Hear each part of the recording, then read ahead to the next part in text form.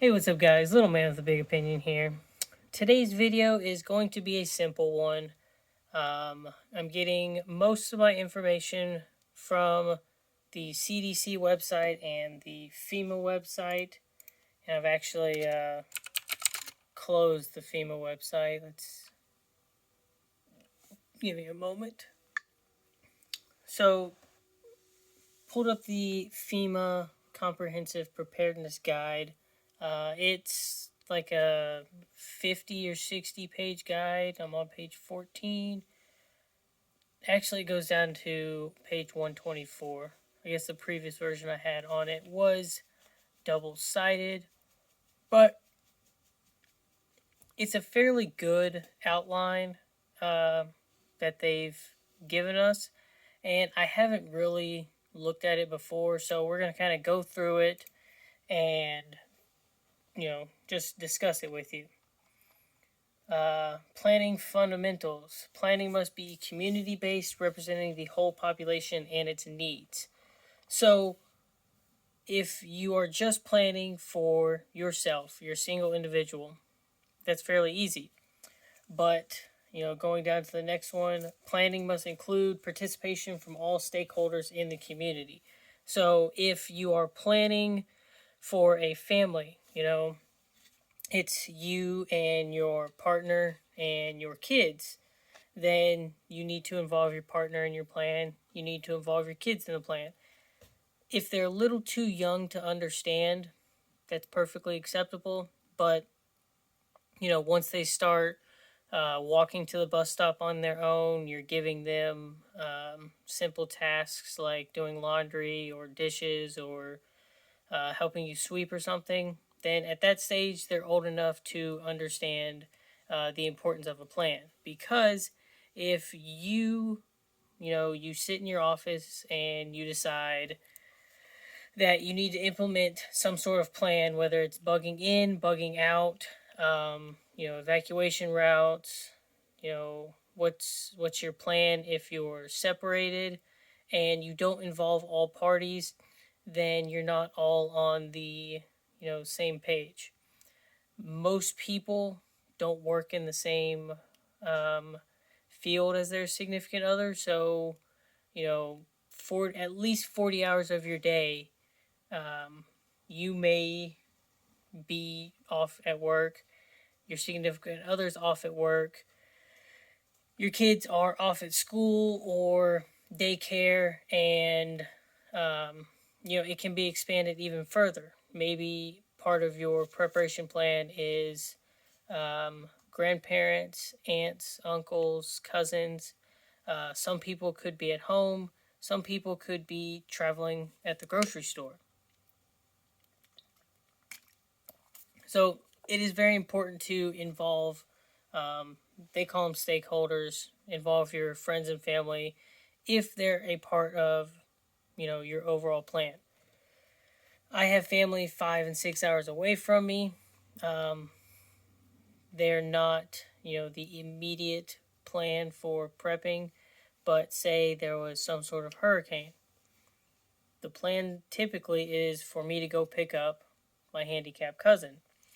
And so he knows, hey, if something bad happens, to expect me in a certain amount of time.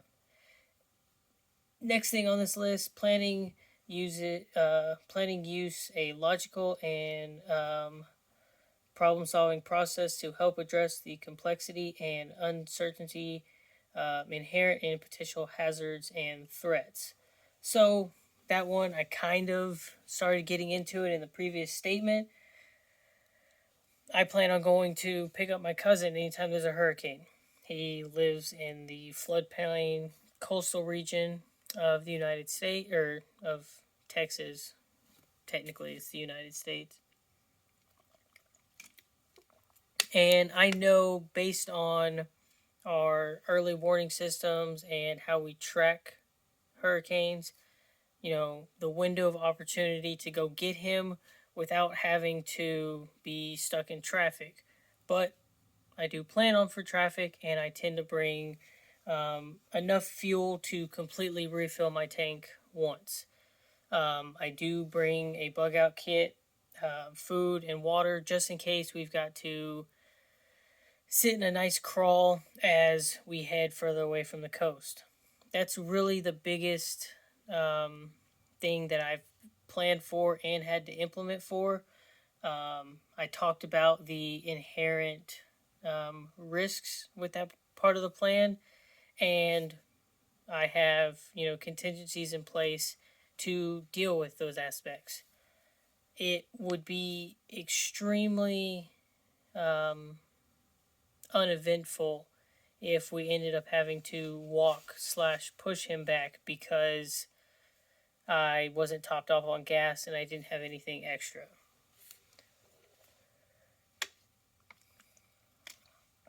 Next one, planning considers all hazards and threats. So, in any type of natural disaster or civil unrest, actually, what I was going with that is for natural disasters, the biggest thing that you really have to deal with is civil unrest. Certain aspects of your local municipality tend to collapse. They take hospital patients further inland, and most of their staff, go with them to help deal with that transfer of patients. After hurricanes, floods, tornadoes, stuff like that, there is a period of, reset. Your police department is coming back into town. Your fire and EMS are coming back in. Search and rescue teams are coming in. And so, back in Katrina, there were thousands of people that were stuck on top of their roofs or stuck in their attics, and they had to wait for that. So, in the planning and consideration, we err on the side of caution and we evacuate. There was only one hurricane that we sat through, and it was a Category 1. It wasn't directly hitting us, and our area only got, 6 or 7 inches of rain, which could just be considered a, pretty good sized thunderstorm. Power was lost at some points, but in that situation, the hazards and threats determined whether it was a bug in or a bug out situation. Planning should be flexible enough to address both traditional and catastrophic incidents. So, scalable planning solutions are most likely to be understood and executed properly by the operational personnel who have practice in applying them. So, with that one, I keep using the reference of a hurricane because it happens in my area. If your local government is planning for a hurricane to hit your area, a lot of the times they tend to plan for the worst case scenario. If we think the storm might go from a Category 3 to a Category 4, then they go ahead and plan for the Category 4. So you should do the same. During the big freeze that happened in Texas and parts of the South at the beginning of 2021, we knew it was going to get cold. We didn't quite know how cold it was going to get. And I had blankets, made sure the sleeping bags were clean and ready to go. We gave them an extra wash because sometimes they can get musty just being inside their packs. And I went and got more wood than what I already had on hand. That being said, I didn't completely plan for the amount of wood we would go through, and I did burn through the smaller stuff to get the fire going. Something like that probably will not happen again because a fire was very nice to have during that time, and I don't want to have to just rely on my sleeping system to keep me warm. But that kind of planning of if something you're dealing with is scalable, then plan for the higher level on the scale. For instance, if your power goes out, a lot of the times it's out for, half a day, And in some situations, your local government or your state government can give an estimated time frame on when it could come back on. If their estimated time frame says 3 to 5 days for your area, don't have the food and water, lighting, that sort of thing, only plan for the maximum of 5 days, because it could come back on day 6, day 7, or it could take much longer. All depends on how fast they work in getting new power lines up, repairing maybe a substation, clearing debris, that sort of thing, so it doesn't short out again or lose connection. If you do that, as a prepper, the CDC and FEMA says 72-hour kit. Most people wouldn't consider you a prepper if you only did their recommended 72 hours. If you think an economic collapse could affect you for 6 months to a year, basing that off of the 2008 financial crisis, then once you hit that mark, it's a good idea to not stop and just say, you know what, that lasted a year, but it could have lasted 2 years or 3 years. And that's where you get a pretty good sense as a prepper on, why you always feel like you don't have enough. Because you hope and pray nothing happens, or if something does happen, it's over within a week, a month, or, even less than a year. But it could go into several years, if not a decade, and worst case scenario, it's generational, and you don't see things going back to normal in your lifetime. But that's kind of a level of uncertainty that you can't plan for, and that's why I err on the side of your max level as a prepper is becoming self-sufficient, self-sustainable. Plans must clearly identify the mission and supporting goals with the desired results. So that one is very simple. If you're making a bug out plan, what's the point of that bug out plan? Where are you going? What is the goal of having that bug out plan? I err on the side of bugging in because I have about a year and a half's worth of food, and it would probably take a bus, if not 2 buses, to take everything that I have, prepped and stored away. Not just food, but bedding, water, medical supplies, firearms, tools, all those different things. It's better to build a castle, have plans in place to defend said castle, your fort, whatever you want to call it, and you've got the bug out plan as, your last ditch, you have to leave. And the end goal for that is getting you to another location that is safe, secure.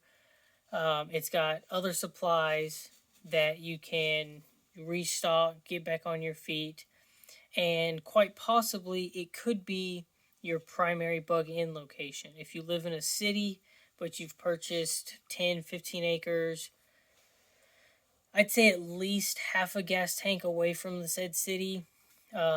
And that's where you keep most of your stuff, and your bug out goal is to get to your fort, then that should be the whole point of your mission.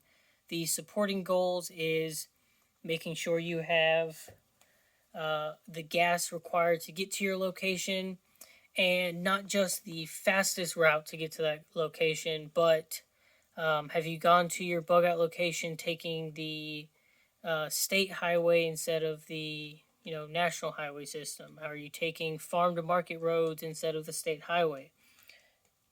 What are you chewing on, puppy? Just stops chewing and stares at me. Do you know how to get to your bug out location if you had to walk it or ride a bicycle because the roads are flooded with disabled vehicles, or maybe they're blocked off for some reason? The supporting goals and their desired results. If you have to take an alternative route? Do you have the food, water to get there? That sort of thing. Planning depicts the anticipated environment for action. The anticipation promotes early understanding and agreement on planning assumptions and risks, as well as the context for the interaction. That one also fairly self-explanatory. You're not going to prepare for a hurricane if you live in Utah.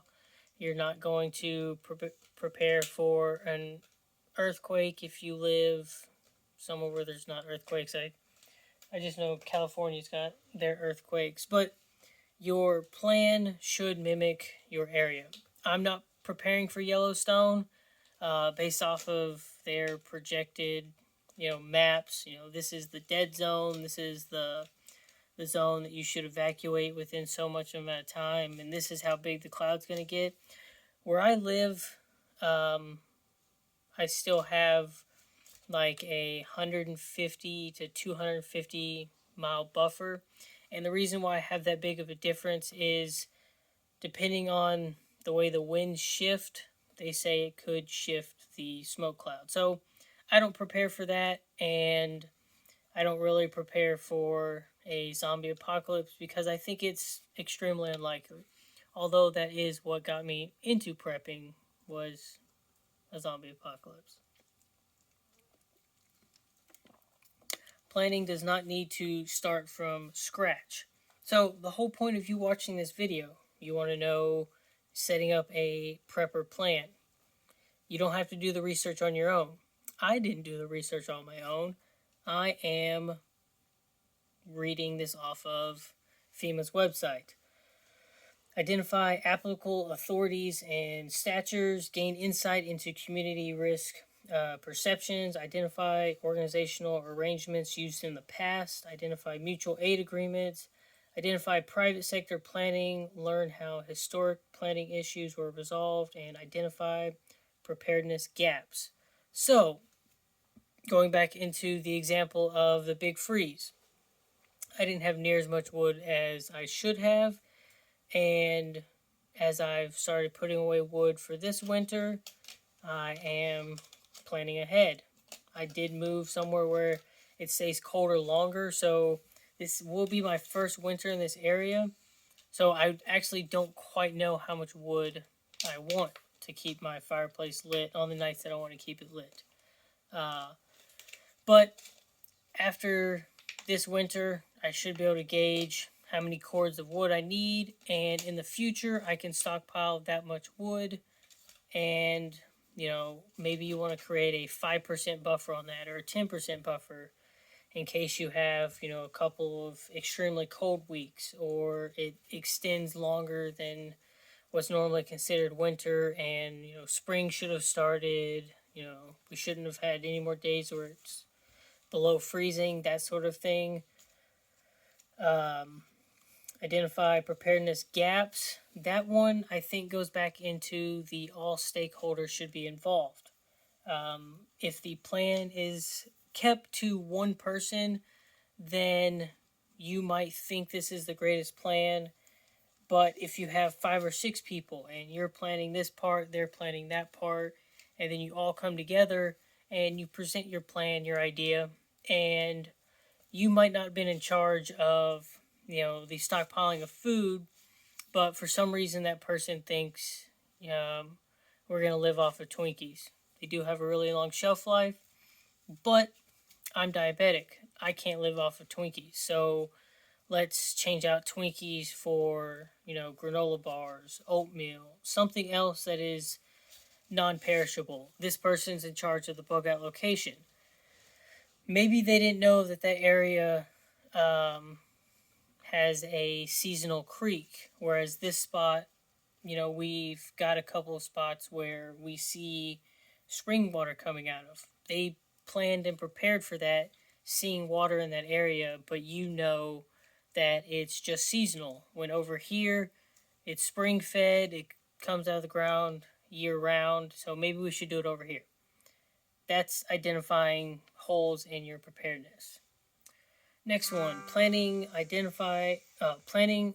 and identifying tasks, allocate resources to accomplish those tasks, and establish accountability. So this one is extremely, extremely important. If you are planning, this whole thing out, and say it is a group of several families, if this family says that they have, a dehydrator, we're buying fruit and stuff, we're buying meats for them to dehydrate. Someone else is buying Mylar bags and, 5-gallon buckets or something, so we can stockpile food in a long term storage. But the family with the dehydrator isn't, keeping up with, their end of this, tertiary planning. Then if something were to happen and we don't have electricity anymore, we've got to do it the old fashioned, the longer, the slower way to preserve that food. They were a hindrance. They didn't meet their goals. They didn't have accountability. And it could be the difference in, a life or death situation. Planning includes senior officials throughout the process to ensure both understanding and approval. If you're just prepping for your family or a small mutual assistance group, I think you can kind of overlook this one. I think this is more for a state or federal level planning. I don't have much to say for that one. Time, uncertainty, risk, and experience influencing planning. Oh, that was the last one for, their outline for a plan. I did briefly look over it, but their title for the next section was somewhat small. So, now that I've read through that, I will post a link in the description down below. And if you think that's a pretty good outline for setting up a plan, then FEMA has dozens of different PDF files you can download. Let's go ahead and copy that. That was, their Guide 101, Developing and Maintaining Emergency Operations. 201, Threat and Hazard Identification and Risk Assessment. And Stakeholder Preparedness Review. 502, Considerations for Fusion Center and Emergency Operations Center Coordination. I don't think that one's worthy of us. Disaster housing, supply chain resilience, complex coordinated terrorist attacks, COVID planning, faith-based and community organization, financial management guide. I mean, they have a ton of useful information that can serve as a guideline for you. And that was just in the planning guide. That wasn't in the case study library, the environmental planning and historic preservation, individuals and community, national preparedness, risk management.